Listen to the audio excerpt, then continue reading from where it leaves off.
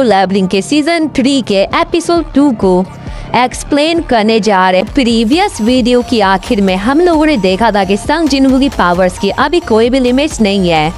तो अब आगे अगले चैप्टर की शुरुआत में हम लोग हंटर एसोसिएशन को देखते हैं, जहाँ पर मिस्टर गो अपने कैबिन में बैठे हुए होते हैं और परेशान दिखाई दे रहे होते हैं माया की डेथ को लेकर। और फिर उन्हें एसोसिएशन में किसी बंदे का कॉल आ जाता है और जब वो कॉल उठाते तो उन्हें पता चलता है कि हाईवे के बीच एक बी रैंक गेट अपीयर हुआ है। और ये सुनकर वो अपने मन में सोचते हैं कि अगर वो किसी नॉर्मल स्टाइल स्क्वाड को भेजते तो वो लोग बी रैंक गेट को हैंडल नहीं कर पाएंगे। और फिर वो अपने साथी को बोलता है, रुको मैं किसी मेजर गिल्ड को कॉल करता हूँ। लेकिन तभी उन्हें कुछ याद आ जाता है, इस काम के लिए एक परफेक्ट इंसान जो कि और कोई नहीं संग जिनवू ही होता है, क्योंकि संग जिनवू ने अपने न्यू ऑफिस को ओपन किया है इसी एरिया के आसपास। और दूसरी तरफ जो जिनवू होता है ना, वो भी उस पल को याद करता है जब नोरमा काफी डर गई थी और उससे ऐसा लगता है कि क्या जो मिस नोरमा थी उन्होंने सिस्टमिक ग्लिम्स को देख लिया था। और मिस नोरमा इतनी डर क्यों गई थी, क्योंकि वो उनकी आंखों में साफ साफ दर्द देख सकता है। और अब जिनवू को डाउट हो रहा है कि क्या वो अब फिर से उनसे मिल पाएगा भी या नहीं, और ये सवाल उसके मन में चल रहे होते हैं। और फिर जिनवू अपना ध्यान इस सब से हटाता है और अपने आसपास देखता है और बोलता है, एनीवे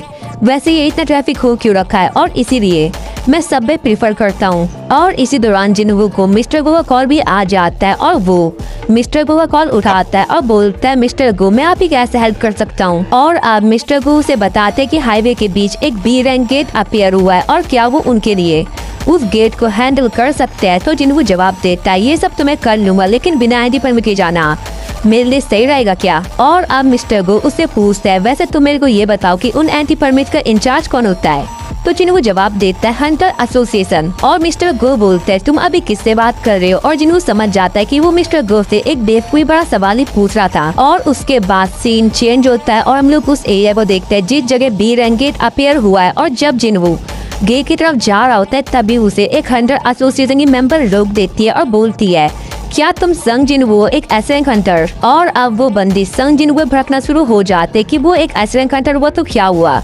इसका मतलब ये नहीं है कि वो किसी प्रोटोकॉल को इग्नोर करेगा। और फिर वो उससे उसका एंटी परमिट मांगती है और अब जिनवू के पास कोई ऑप्शन नहीं होता एंड देन वो मिस्टर गो को कॉल कर देता है। और फिर बंदा मिस्टर गो का कॉल उस बंदी को पकड़ा देता है और ये देखकर वो डर जाती है और बोलती है, वैसे लाइन पे है कौन।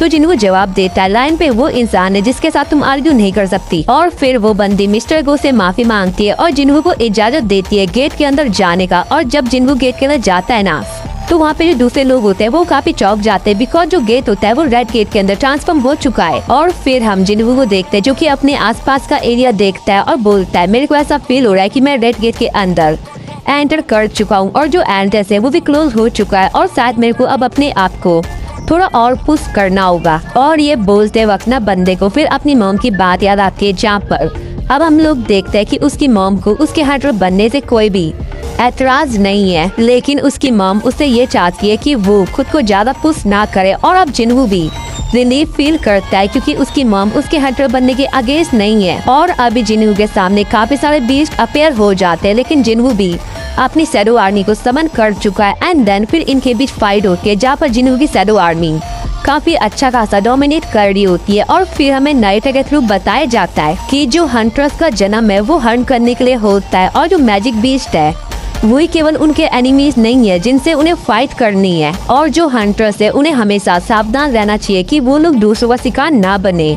और जो चीज है वो कभी भी किसी वक्त भी बदल सकती है और इसीलिए फर्स्ट रेट हंटर्स को कभी भी अपना गार्ड डाउन नहीं करना चाहिए, even though thousand of beast है हंट करने के लिए। और हंटर्स कभी भी हंटिंग नहीं छोड़ने वाले, नहीं रोकने वाले। और इसके बाद आखिर में हमें दिखाया जाता है कि अब जो संग जिनवू के टारगेट होने वाले है वो नेशनल लेवल हंटर्स होंगे। और इसके बाद सीन चेंज होता है और हम लोग एक हंटर को देखते हैं जो कि काफी डरा हुआ होता है और उसके सामने मोनार्क ऑफ फ्रोस्ट होता है और वो उसे कहता है, फिर से जिस इंसान को मैं ढूंढ रहा था वो इस जगह नहीं है, the fragment of brilliant light. और तभी मोनार्क ऑफ फ्रोस्ट को फील होता है कोई उधर आ गया और वो उसे कहता है, तुम यहाँ पर क्यों आए योगुमन। तो योगुमन जवाब देता है, मैं तुमको कुछ इन्फॉर्मेशन बताने के लिए आया हूँ लैंड ऑफ ईस्ट के बारे में। और यहाँ पर वो साउथ कोरिया की बात कर रहा है और इस जो क्रिएचर होता है, कैरेक्टर होता है, उसका नाम होता है योगुमन। और अब उधर जो मोनार्क ऑफ फ्रोस्ट होता है वो उसे जवाब देते, तुम वो छोटे से एरिया की बात कर रहे हो जिस जगह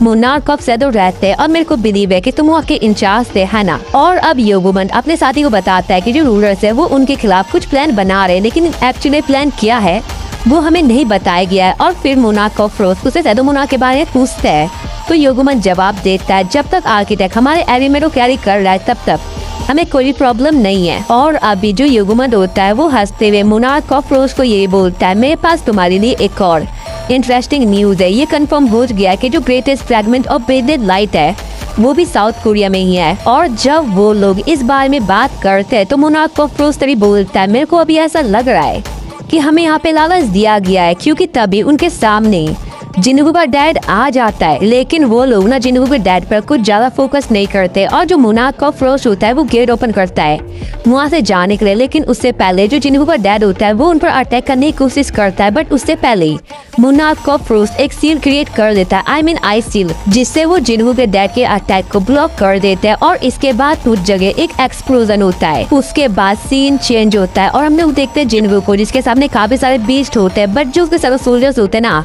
वो सभी बीस्ट को हैंडल कर देते हैं और सभी को पेल के रख देते हैं। और इसके बाद जिन्हू अपनी इन्वेंटरी का यूज करता है और उसके अंदर से अपनी की निकालता है। और ये वही की होती है जो कि उसे रैंडम कर्स लूट बॉक्स से मिली थी। और बंदे को इस की को देखकर ऐसा लग रहा होता है कि जो इस की रिक्वायरमेंट है वो उसने पूरी कर दी है 100 लेवल रीच करने के बाद। और अब हमें पता चलता है कि जो एक की होती है ना वो होती है कारियोन टेम्पल की, और ये वही टेम्पल है जहाँ से अपने जिन्हू को उसकी पावर मिली थी। और अब जिन्हू उस की को देखकर अपने मन में सोचता है कि जो एक की है वो कारियोन टेम्पल की है और उस जगह को मैं कभी नहीं भूल सकता अगर मैं कोशिश करूँ भी तो। और अभी जो सिस्टम है वो मेरे को वापस बुला रहा है जहाँ से ये सब शुरू हुआ था, लेकिन नाउ आई हैव चेंज्ड। और तुम लोग देख सकते हो कि पहले जिन्हू कैसा था और अब वो कितना बदल चुका है। और अब बंदा समझ जाता है कि जो सब चीजें उसके साथ हो रही है वो सब शुरुआत से किसी का प्लान था। कोई उधर है जो कि उसका वेट कर रहा है। और इसके बाद सीन शिफ्ट होता है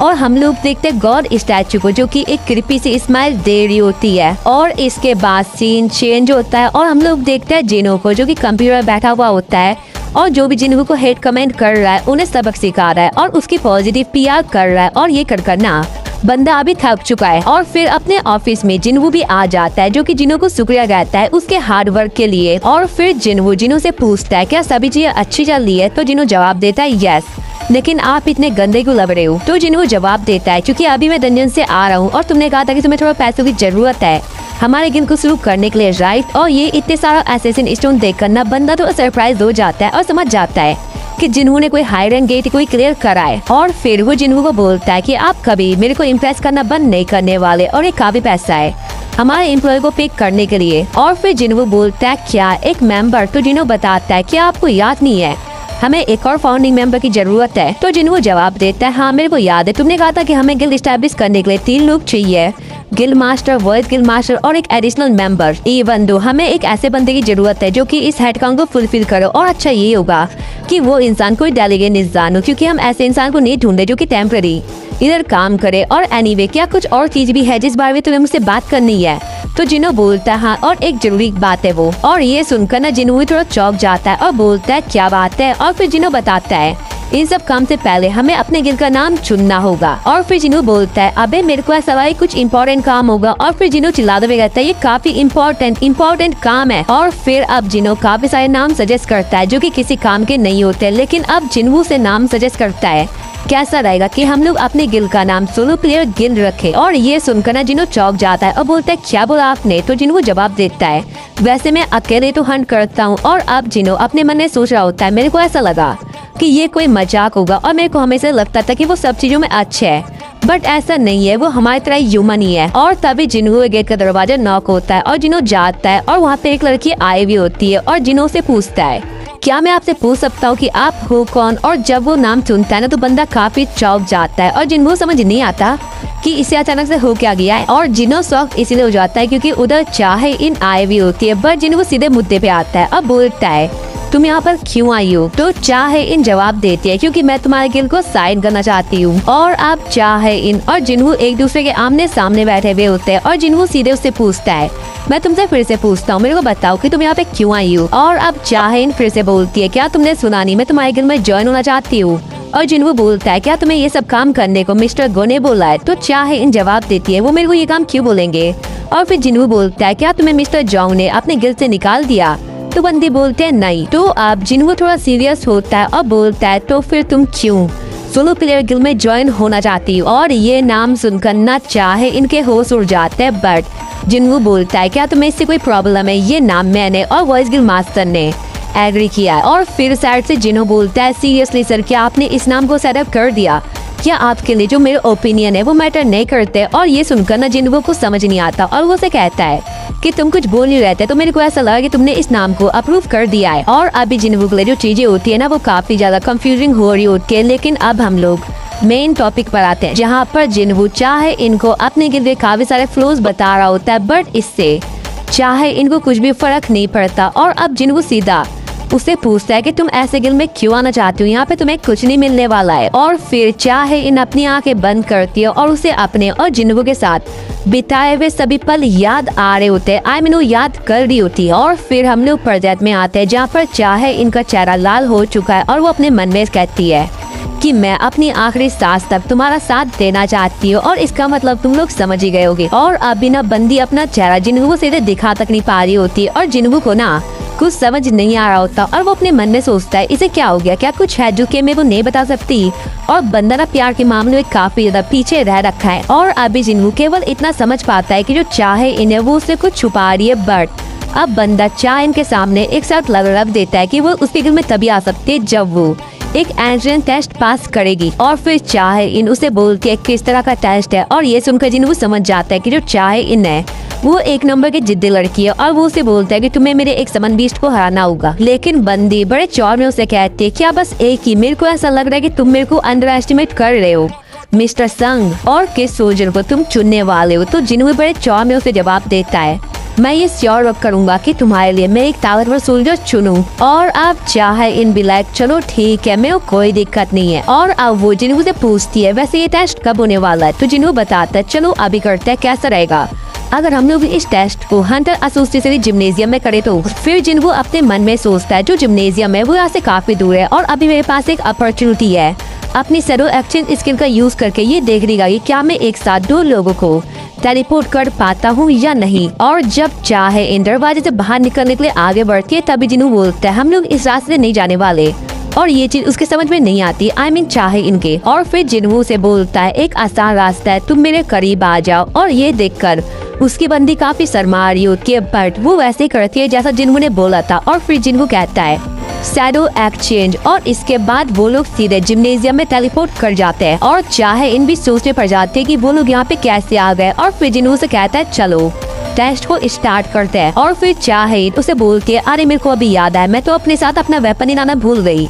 तो जिन्हों बोलता है तुम्हारे कहने का मतलब वो खुदाल। और ये सुनकर ना चाइन काफी शर्मा जाती है, आई मीन एम्बेरेस फील करती है। और फिर वो जिन्हों को बताती है अरे यार वो तो मेरा वेपन है नहीं। और जिन्हों हंसते हुए कहता है अरे यार मैं तो मजाक कर रहा हूँ। और फिर चाहे जिन्हों कहती है स्टोरेज रूम के अंदर वेपन हुआ जिसे मैं बोरो कर रही। और अब चाहे इन स्टोरेज रूम के अंदर जाती है जहाँ पे काफी सारे वेपन रखे हुए होते हैं। और फिर वो एक शॉट उठाती है अब बोल के जिन्हों को अब मैं रेडी हूँ। और अब जिन्हों भी इग्रिस को समन करता है और चाहे इनको बोलता है कि ये एक बेस्ट शॉट मैंने सभी सैडो सोल्जर्स के मुकाबले। और अब चाहे इन उससे पूछती है वैसे फाइट कब तक चलने वाली है? तो जिन्हों से जवाब देता है ये फाइट जब तक चलेगी जब तक तुम मेरे सैडो सोल्जर को डिस्ट्रॉय ना कर लो या तुम हार ना मान जाओ। और अब जिन्हों इग्रिस को देखकर अपने मन में सोचता है मैंने उसे कह तो दिया कि मेरा सबसे ताकतवर सैडो सोल्जर है, लेकिन अगर वो बेहू से फाइट करती तो ये उसके लिए काफी ट्रॉमेटिक होगा। और इसके बाद जब जिन्हों चाहे इनकी तरफ देखता है तो उसे लगता है कि अब फाइट शुरू कर देनी चाहिए, क्योंकि अभी जो चाइन होती है वो पूरी रेडी हो रखी होती है फाइट करने के लिए। बट तभी उसे याद आता है चाहे इनने उसे कहा था कि उसे फर्क नहीं पड़ता कि कोई भी वेपन इस मैच के अंदर यूज हो। और फिर वो चाइन को बोलता है क्या तुम एक सेकंड के लिए अपना सिर घुमा सकती हो? और फिर चाइन जवाब देती है हाँ ठीक है। और अब वो इग्रिस को डीमन किंग बैन के शॉट पकड़ाता है और अब दोनों आई मीन इग्रिस और चाहे इन एक दूसरे के आमने सामने होते हैं। और फाइनली अब फाइट शुरू होती है जहाँ पर सबसे पहले इग्रिस चाहे इनकी तरफ बड़े चौड़ में आगे बढ़ता है और फिर अपनी शॉट से उस पर अटैक करता है जिसका इम्पैक्ट काफी ज्यादा होता है। लेकिन जो चाहे इन होती है वो उसके हमले को डॉज करती है, इवन उस पे काउंटर अटैक करती है जिसको इग्रिस ब्लॉक कर देता है। और अगले पल हम लोग देखते हैं जिन्हों का रिएक्शन जो कि काफी शॉकिंग होता है, बिकॉज वो देखता है कि जो उसका सबसे स्ट्रॉन्गेस्ट शैडो सोल्जर है वो हार चुका है और अब चाहे इन बड़े चौड़ में जिन्हों कहती है क्या तुम श्योर हो कि जो ब्लैक नाइट है वो तुम्हारा सबसे ताकतवर शैडो सोल्जर है। तुमने कहा था कि तुमने अपने फोर्थ स्ट्रॉन्गेस्ट शैडो सोल्जर को समन किया है, तो अब अपने मेन शैडो सोल्जर को समन करो। फिर जिन्वू बड़े सीरियस वे में उसे कहता है अगर मैं ऐसा करूंगा तो तुम्हें चोट लग जाएगी। और फिर चाहे उसे बोल के मेरे को इससे फर्क नहीं पड़ता और वैसे भी